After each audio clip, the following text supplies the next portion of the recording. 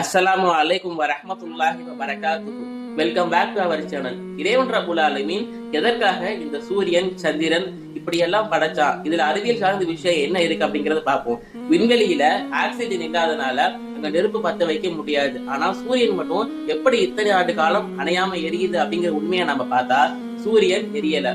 இந்த சூரியனுடைய ஹைட்ரஜன் மற்றும் பிரஷர்னால இரண்டு விதமான ஆக்சிஜன்கள் ஒன்றோடு ஒன்று சேர்ந்து ஹீலியம் அப்படிங்கிற ஒரு விஷயத்த உருவாக்குது. இந்த ஹீலியம் தான் சூரியன் மூலியமாக இந்த பூமிக்கு வெளிச்சத்தை கொடுக்கறதுக்கும் வெப்பத்தை கொடுக்கறதுக்கும் இந்த ஹீலியம் அப்படிங்கிற விஷயம் ரொம்ப உதவியா இருக்கு. அது மட்டும் இல்லாம சூரியன் ஒரு செகண்டுக்கு 70 டன் ஹீலியம் ஹைட்ரஜனை உருவாக்குது. இந்த மில்கிவே கேலக்சி, அதாவது அந்த பால்வெளி அண்டத்துல சூரியன் சுமார் 220 கிலோமீட்டர் ஸ்பீடுல பயணம் செய்யுது. அது மட்டுமல்லாம பூமியை விட சூரியன் 1.3 மில்லியன் மடங்கு பெரியதாகவும் இருக்கு.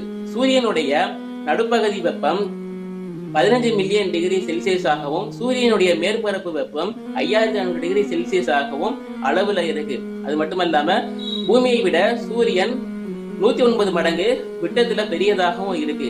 ஒரு மணி நேரத்திற்கு இந்த பூமி சூரியனை 67,000 கிலோமீட்டர் சுத்தி பயணம் செய்யுது. இறைவன் ரப்புல் ஆலமீன் தன்னுடைய திருமறையில இந்த சூரியனை பத்தி சொல்லும் பொழுது இந்த சூரியன் சந்திரன் இப்படிப்பட்ட விஷயங்கள் எல்லாம் மக்களுக்காக ஆண்டுகள் மாதங்கள் இது போன்ற விஷயத்த நாம கணக்கிறதுக்கு ஒரு அசைவுகளை நாம வச்சிருக்கோம். இந்த ஒரு ஒளியின் மூலமாக நாம படைச்சோம்.